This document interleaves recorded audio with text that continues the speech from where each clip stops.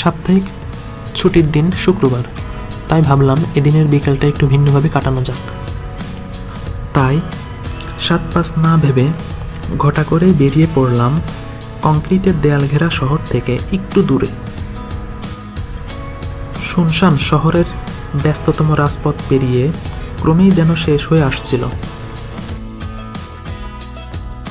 পাশেই জানালার দিকে উকি দিচ্ছে প্রকৃতি এবং বিকেলের সূর্যের রক্তিম আভা। এভাবেই একটি সুন্দর কিছু মুহূর্ত পার করলাম আমরা। শুধু তাই নয়, আমাদের গ্রুপের সঙ্গীরাও মেতে উঠল।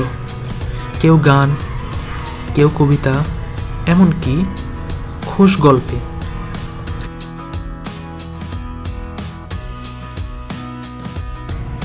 গ্রামীণ এলাকা, সরু রাজপথ, সেখানে চলাচল করে প্রতিনিয়তই ছোটোখাটো পরিবহনগুলো।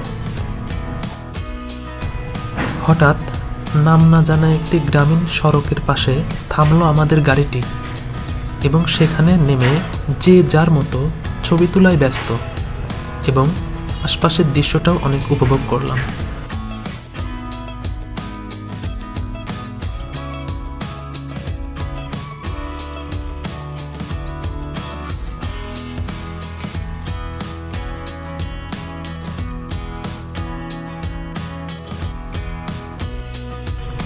সন্ধ্যার পরেই ফিরে এলাম যে যার জায়গা মতো।